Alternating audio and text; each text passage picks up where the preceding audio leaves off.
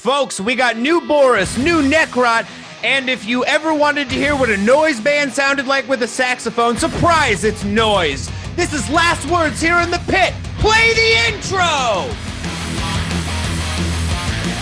Welcome to another episode of Last Words Here in the Pit. I'm your host, Jordan Old. As always, I'm here with Travis Reilly and Katy Irizarry. Hey, guys. What's going on? You know, I'm in my house.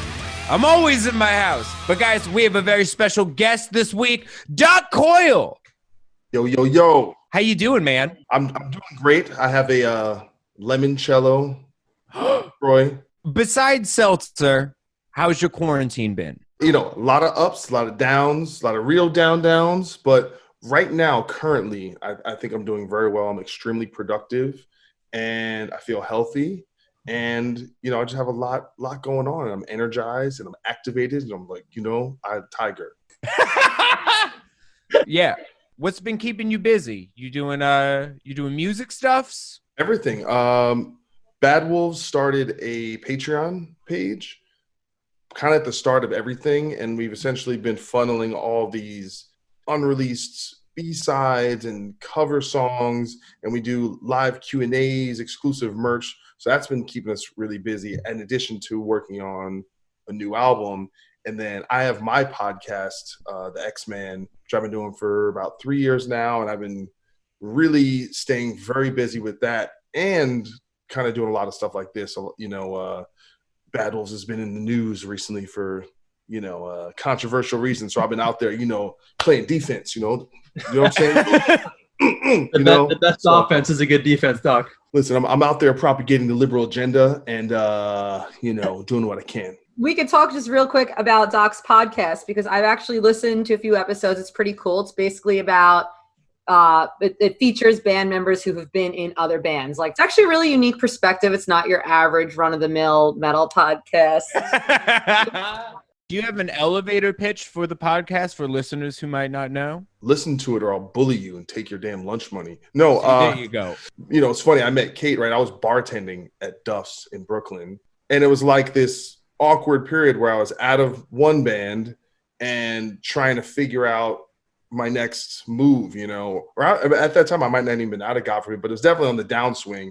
And it's about that kind of, if you're in your late 20s or early 30s and you're like not sure, should I do this? Should I do that? Should I keep doing music or keep working on this creative pursuit? It's like kind of caters to that person who's not sure what to do with their life. And so the interviews are really about these career arcs and like these dividing lines, right? These forks in the road. Like, am I going to do this? Am I going to do that? And kind of gets people through that process of just, what the hell am I doing? And we all feel like we should be way more advanced or like have a plan. And the truth is it's not that easy. So it's a little bit of a kind of therapy, but also like hearing these roadmaps of how people kind of get through these periods in their life. Most of my life has been, what am I doing?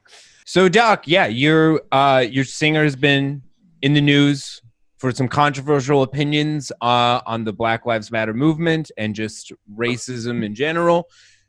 Where do you stand on all this? If you feel like you've talked about it enough and there's not really anything new to add, we don't have to talk about it. We can just go in to talk about the new Boris, which I have a lot to say about. Some of these issues are not things that we're done talking about ever. For sure. Some of these issues, this is something that, it's like if you listen to my show, I talk about these issues every show. Like I had John Campbell from Lamb of God on the show today, and the episode was actually from right around when the protest started. So that's the first half of the conversation. That's all we're talking about. So, and I've, because of that situation, I've been forced to kind of be a bit more outspoken to represent myself as an individual. To understand that I do have my own set of thoughts about things and it's ever evolving as I learn more, but I'm definitely not, I don't think now is the time to shut up for business. I think now is the time to speak your mind and be honest with people and try and create some kind of nuance and intellect. It's actually been, I've had kind of this evolution of thinking about this particular situation, because I'm the type of person when something big like this happens, right? And you can kind of tie the protest movement almost directly to me with the pandemic. So I do think there's a relation there between people being pent up and the economy and all this, when you look at which communities are suffering the most and things like that. I tend, when things get really crazy, I at first I just took a step back and I was like, you know what? I don't really know what's going on. I feel like there's so much happening. There's so much chaos. So I really took the time to get a feel for what was happening. I'm not Mr. Hot Take guy where it's like event happens on Friday and on Saturday morning, I'm going to tell it like it is. So my general view on the situation is, instinctually, I'm always going to, I guess, identify with or have more compassion for, movements like this, just understanding the history of civil rights in this country. Me, someone who thinks about race in kind of really complex ways for a long time, and understanding, just kind of the broader, just the idea of kind of the police state mentality of this country. You look at, we jail and imprison the most people in the world, and we're just living in that and seeing these kind of injustices and seeing how people relate to it. I'm always going to kind of feel for that movement, but I do feel like I have a kind of a holistic viewpoint on things, and I can really see how as I've gotten older, I've gotten a lot more like, even if I don't agree with someone, I still want to hear their point of view and give them like a good faith position to like speak their mind. You know what I'm saying? Like, even if I don't agree with them. So I'm not the type of person that's going to be like, you're a Nazi and I don't do that. I just don't get in that. I guess my simple answer is my view isn't quite, it's not really hard lined, but I definitely vibe more with the social justice movement than not, for sure. I like what you pointed out about, like, I think the second you start labeling somebody and being like, you're a Nazi based on like your thoughts, like whether or not it's actually like true that their thoughts equal this thing, but the second you kind of label them and are unable to like maybe take in what they're saying, like that shuts them off from being able to listen to you. Yeah. All right, guys, we got a new Boris song today. They're talking about a whole new album. I haven't heard this Boris in years, and I'm really excited. Doc, where are you at? Well, first off, I want to talk about this whole list. All right, y'all sent me. First off, all right, I got into metal to not have to do homework. First off, all right. Y'all give me 58 bands, all right? 59 of them I never damn heard of. I had to go and do research and listen to this stuff, all right? And by the way, I have a new genre, I'm gonna call it Bandcamp metal, all right? Listen, if I Google your band and the first thing that comes up is Bandcamp, it ain't going so hot. Bandcamp core. We need some help. We need a bailout, all right, for grindcore bands in Brooklyn. All right. We need some money. We need to help these people, okay? PBR ain't free. It's cheap, but it's not free. Stop with the deep cuts, all right? If the highest song got 4,000 plays on Spotify, don't send that to me. I'm not ready for it. So I'm chastising everyone here, all right? And you deserve it, okay? This is not the Decibel Metal and Beer Festival, okay? Stop it. Hey, don't be hating on that. I love that. No. What I'm saying is, I went to the Decibel Metal Beer Festival, but I went for Carcass and Violence. That was it. I don't watch no one else on purpose. That's right. When you sell out, you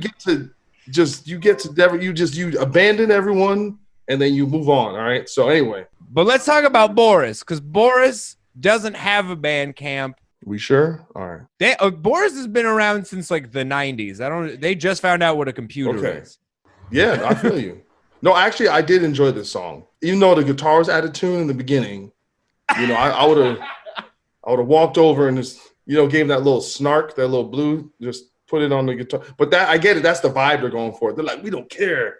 Travis and Katy, where are you guys at with this? Yeah, it was cool. The song was like 6 minutes long, and it kind of changes gears a bunch of times over the course of the song. Yeah, I enjoyed it. I'm curious to hear how the rest of the album sounds. It kind of it feels like bands like Doom Riders and bands of that ilk kind of maybe are influenced by them. This was really cool. It had that like fuzzy kind of like old school gritty punk rock vibe, but it also was like a little thrashy. And kind of like what Travis said, it like changed gears a little bit about like halfway through the song. I kind of felt it like kind of taking a different direction. I really dug it. It was pretty cool. And I actually haven't checked this band out before. So I'm glad that we had this on the list because it's something I definitely want to look into a little bit more. I guess like in recent years, they've been more of a droney band. Of like most of their music sounds like the beginning of this song. I just thought it was fun. I just thought it was a fun, energetic song, and I loved it. Felt live. Like I felt like I was in the room with the band, and I love that kind of. And that's not an easy thing production wise to capture in a recording. It's been a week of covers, and we got Sevendust covering Soundgarden. What do you think, Katy? Wow. Okay, if you're gonna cover Soundgarden, that's a bold move. You've got to go one of two directions. Either stay super true to the cover, which is hard because then you also got to really like capture Chris Cornell's vocals, right? Or you could just completely stray from the path, make it completely different, make it your own, which is still a risk. This was totally true to form, and I was super impressed with Lejean, the singer of Sevendust, his voice. I mean, he nailed it, and singing like Chris Cornell is no easy feat. I was extremely impressed by this. I mean, Sevendust is one of my favorite bands. Soundgarden is one of my favorite bands. I think it's one of the best covers I've heard all year. Like I think it's really awesome. I think they killed it. And the thing is, like I said, I don't think he even tried to do a Chris Cornell thing. I think he just sounded like himself, and they're just a great band. So Sevendust almost felt like they could cover anybody and would be sick. So I thought they knocked it out of the park. You said this, I probably listened to it already like 5 or 10 times even before that. All right, we got a new Full of Hell song. It debuted on Adult Swim. It has saxophone, but would you know that? I personally could not place where the saxophone was in the song. It's just, I don't know, man. I'm pretty basic when it comes to metal, I guess, for the most part. This is like too extreme metal for me. Especially the fast beginning part is just like, I just like could not wrap my head around it. Not for me, boys. That is very ironic because I feel like, I mean, even when we first met, Travis, for a minute, I thought Full of Hell was your band. I mean, yeah, that's like pretty much what happens all the time is like, oh yeah, I saw your band play. You guys play with the Body, right? And I'm like, no, you're thinking of Full of Hell. I'm like, oh yeah. Doc, what did you think? Oh, this was not good. All right, this is just just not. Be honest. I really feel like Paul Mooney on that like Ask a Black Dude right now.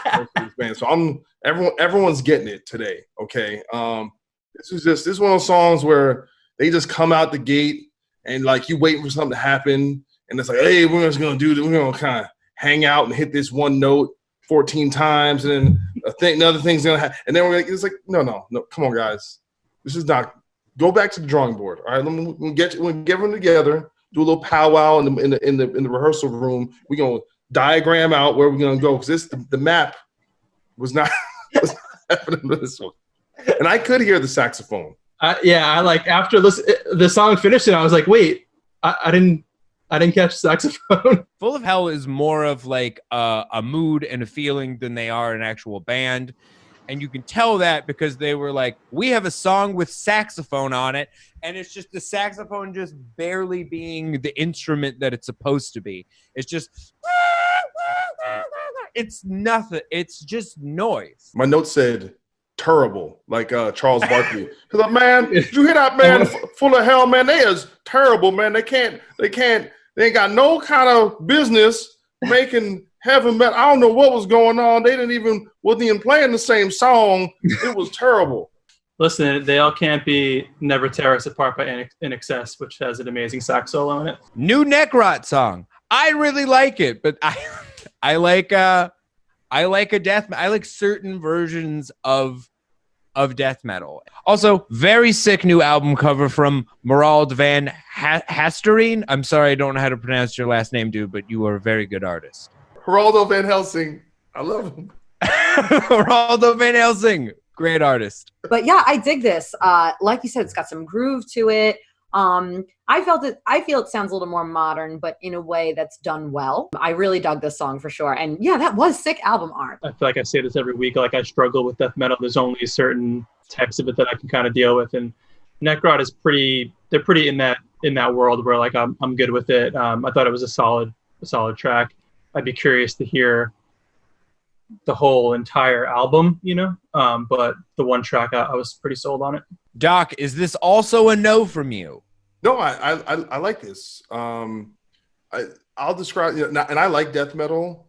To me, this is like very meat and potatoes, right at the middle. It's not like going too far left, too far right. Late 90s kind of production with kind of a tip to the kind of more straightforward bands like Autopsy and stuff like that.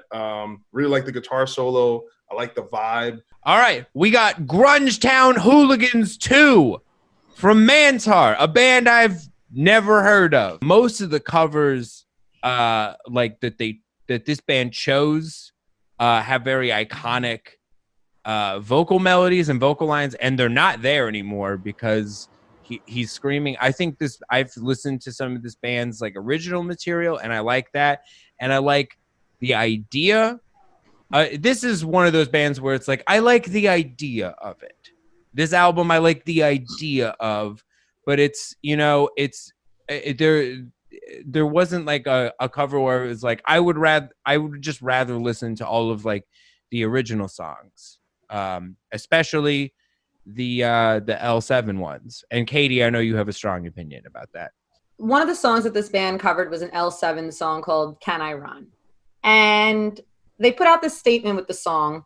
And basically in the statement, they explain why they chose to cover this particular song. And they say the reason is because they felt that, there's obviously violence against women and is a problem. I'm paraphrasing here, but that was basically the gist of it.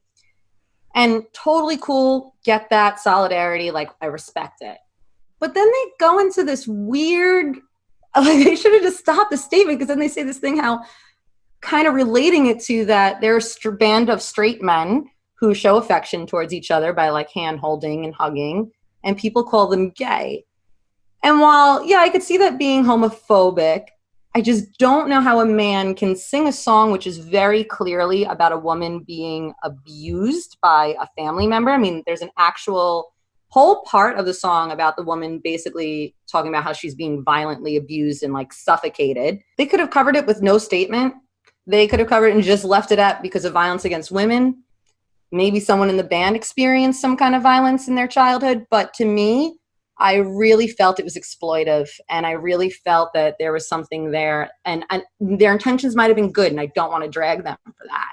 But I just don't think they really thought it through. Like, you can't relate. And to be quite honest, I didn't even bother listening to the rest of the album. And I saw some of the songs, and I probably would have enjoyed the covers, but I was just kind of put off of, still kind of not really sure what to make of it.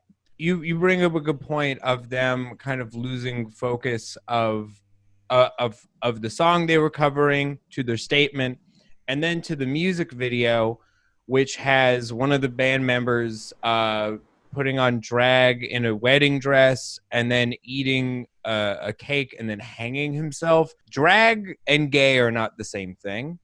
And it's just, I think the intent was to kind of show the similarities in oppression and abuse, but I think that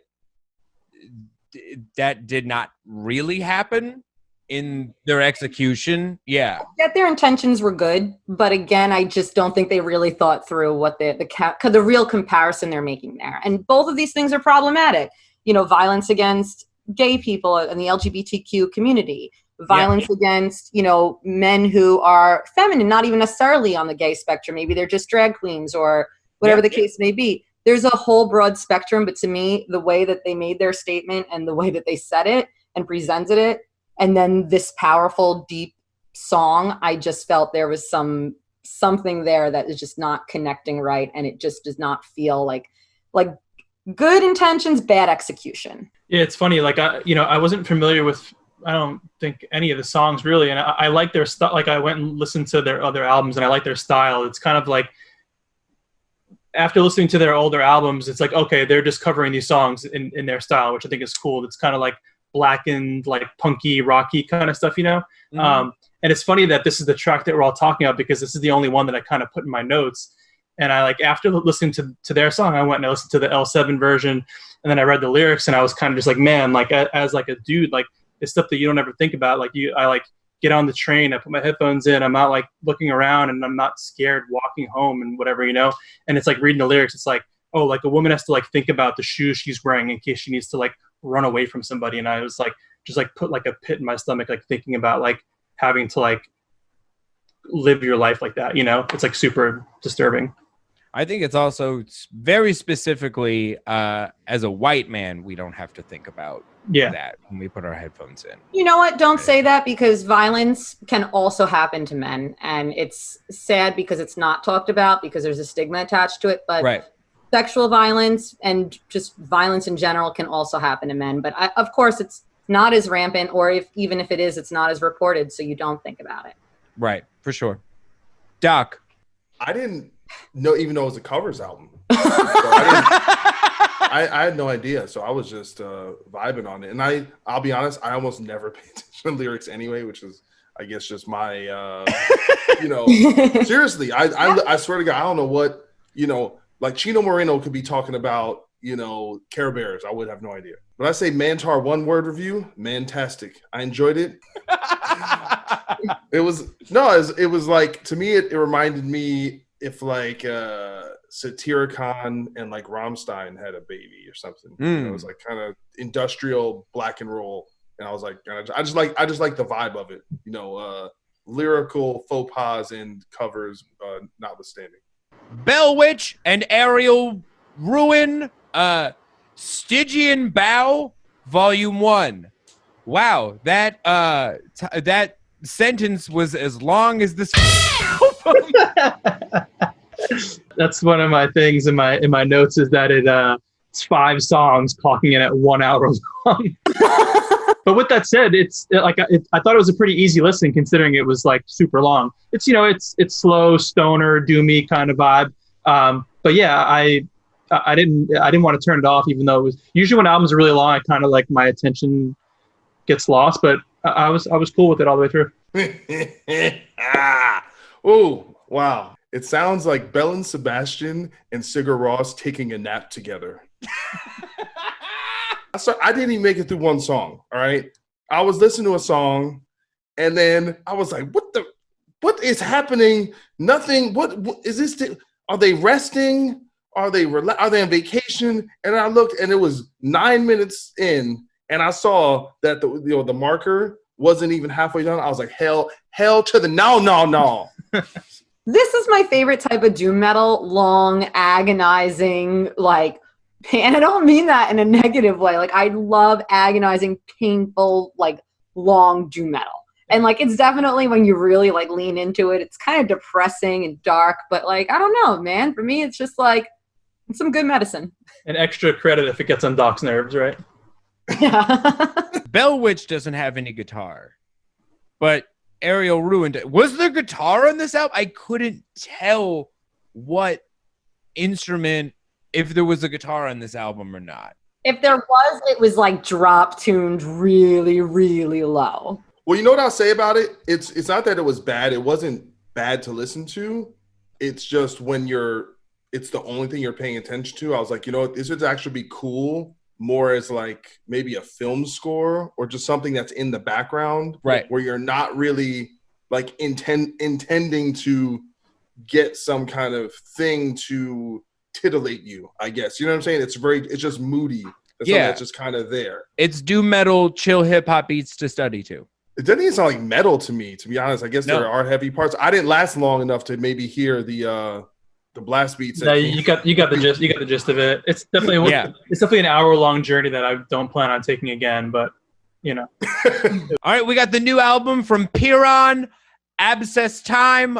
This is my favorite album of the week. I love this. This is there's like 7 different bands that are this band, and they're all my favorite type. Like this is the death metal I like. I love what they're doing. There's like a Hudsucker Proxy sample on this album. It's like a mess, but like a really good artistic mess. And I'm so excited. This is a band I'm absolutely going to see once I can be in a live music venue again. My favorite part is on there. I went on their Facebook page, just to kind of poke around and see what they're all about. And they're self-described as commercially unviable sound. It's like you said, it's chaotic, it's fuzzy, it's noisy. I enjoyed it when it was slowed down. When it gets really fast and super chaotic, it's not my speed. But I like the slower parts of it, and they seem like a band that'd be kind of cool to see live. So when they come and they play some shithole in Brooklyn, I'll come with you, Jordan. If I had to sum it up, it's like the sound of neck-bearded virginity with a master's degree. That's a compliment. But it is good for its genre. It's just not like my favorite style of grime. It's funny because I first of all, I appreciate everyone calling it different things like grindcore or death metal. I thought it was maybe more like tech death. And it's funny because I like tech death, but there was something here that fell a little short for me.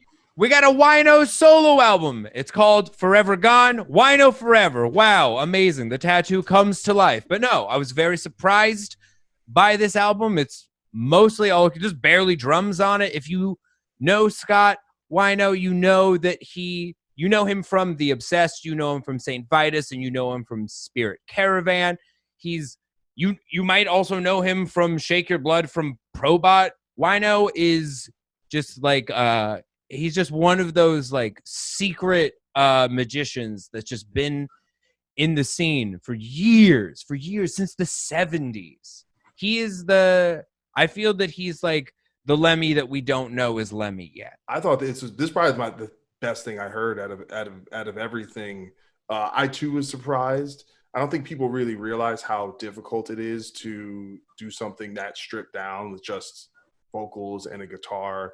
His voice just sounded super rich and soulful, and I don't know, it just seemed to be something really special happening with the recording. And it's just any artist that can make relevant material well late into their career, where it feels like they're kind of constantly breaking new ground and doing new things in a way that's competitive kind of in the marketplace. And I don't mean that commercially, I just mean in terms of capturing our attention.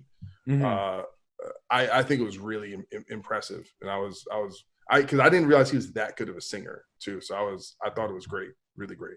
I like that weekly. I feel like everybody, including the guests, always has a different like, oh, this is my favorite of the bunch. I feel like we never. I get maybe once or twice we've all been like, oh yeah, this is the album of the week for us. So it's funny that was Doc's choice. I don't know. I thought it was fine. It wasn't something that I was like dying to listen to again. I think maybe because it was so stripped down that there was just kind of like waiting for something else to happen, and it was kind of like, oh no, it's just a dude singing with a guitar, and there's a lot of dudes out there singing with guitars.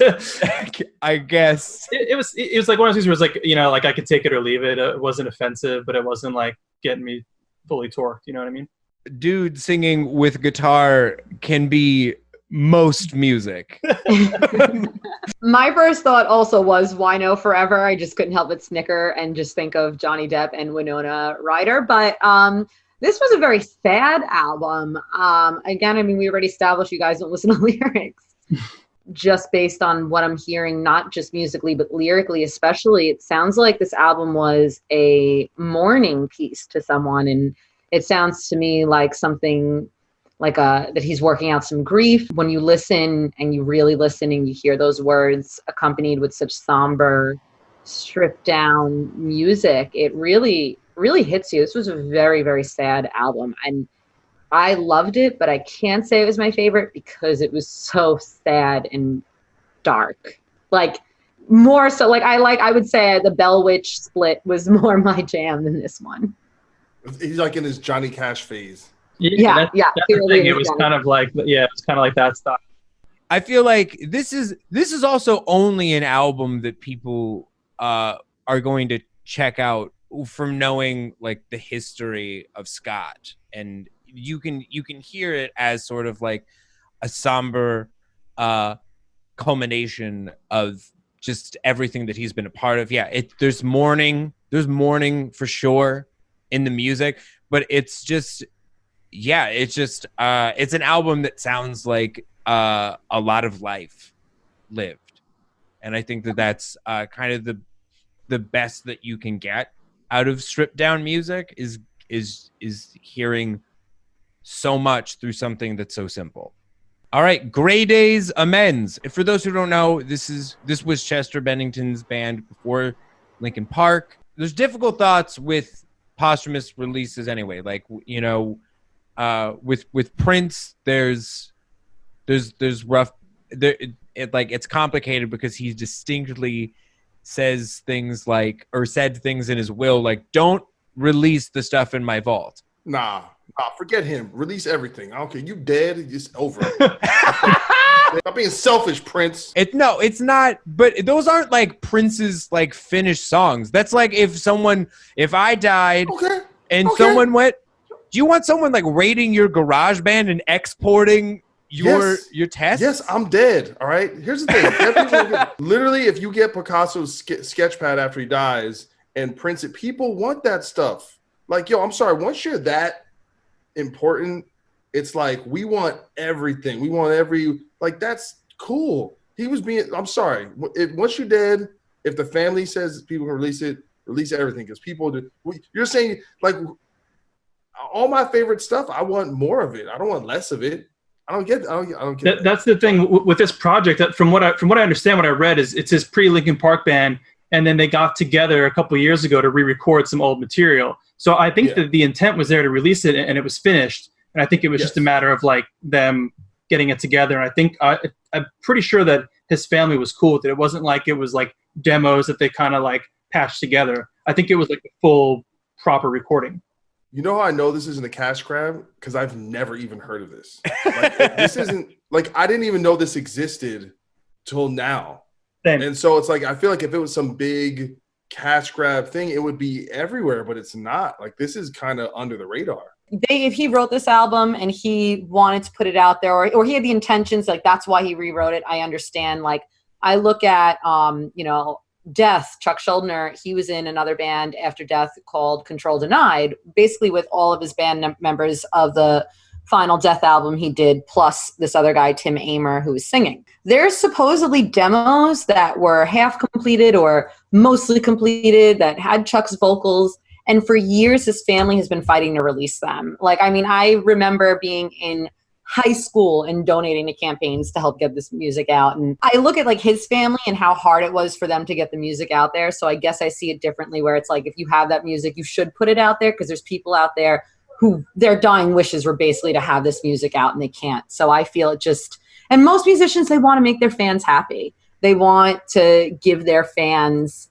their fans are what kept their career alive. So, now they're gone and those fans are still going to keep that memory alive. Not going to lie, I found the album to be disappointing, but there was something kind of comforting about hearing Chester Bennington's voice again.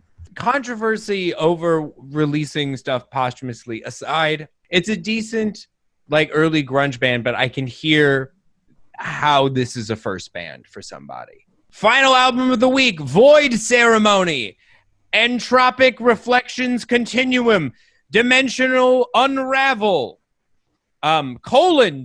Dimensional Unravel. Jesus Christ. I want to say, after all this long ass list of these bands I never heard of and these obscure, just like, I'm just like, I'm like, really, guys? Like, is this? I was upset with all of you, every single last one of you. I was like, how you just give me something, give me a morsel, something I know. All right, that's what I was. Sevendust. Oh, I like that.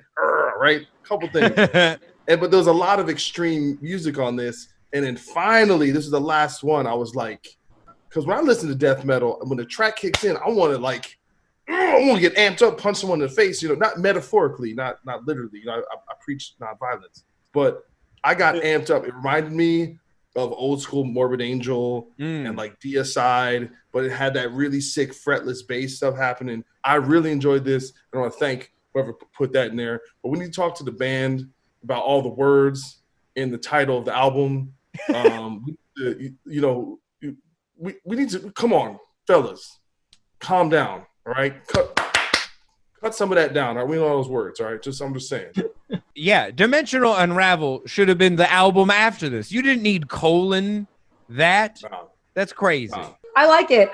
We just talked about Pyrrhon, and that's like a kind of technical death metal stuff I wasn't really into, but this is the kind of, not super technical, but a little technical, got a little groove, got some melody to it. Like, this is the kind of stuff I dig.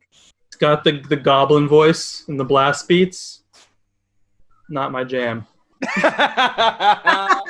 Well, no, but you say you don't really like death metal in general, though, right? Yeah, it's got to be like middle of the road, like nothing too like vocally. It's got to be. I got to be able to like somewhat understand what's being said. I just want it to sound hard, right? I don't care if I can understand, but it just sounds. Yeah, so I can do that too, but I like blast beats just like for a second maybe, but yeah, if it's hard and I can't understand it, cool. But if it's just like, when you get off this call, you need to do some push-ups on your knuckles. You know what I'm saying? Does it look like I've ever done a push-up in my life? Wait till it gets February and just walk outside and let that cold air just ruin your day, and then you'll feel like listening to some death metal. I'll remember that come February. And on that note, folks, that is the end of the episode. Wow. Travis, where can the people find you? Twitter and Instagram. It's just my name, Travis Reilly. Katy. Twitter and Instagram at Merciful Kate. Doc, plug everything that you're doing right now. Yeah, it's just at Doc Coyle, my name. I promise to you all, I'm not usually this cranky, but y'all came at me, the X-Man podcasts, anywhere where you find podcasts. Damn, we didn't talk about the wedding band at all. Oh, the wedding band. Yeah. Here's the thing, guys. I told you I sold out. All right. I'm not down with the, I sold out the underground. Every now and then I'll go slumming, I'll come to the show, maybe hand out a couple shillings to the peasants, take some pictures with some babies, and I'm out. No, I'm just kidding. I independent music, underground music, that's still, most of my best friends and the people I'm with, but it's always fun to kind of get back into this stuff. Like, so I used to write for VH1, and I had to listen to new music, and it was like something that was a part of what I was doing. So things like this is always fun because you just get exposed to things that you maybe aren't on your radar. So I appreciate it. I'm Jordan Olds. You can follow 2 Minutes to Late Night on Instagram at 2 Minutes to Late Night or at 2M2LN on Twitter. We're putting out covers every single week with different musicians, like different combinations that you're like, those people play together? What? We just released a cover of Tom Petty's Running Down a Dream with Caven, Coheed and Cambria, and Piebald. Follow The Pit on all the social medias at We Are The Pit. As always, if there's something we forgot to talk about, let us know in the comments. We'll read them. We're here every Thursday talking about metal business. It's good. We're here for you. See ya.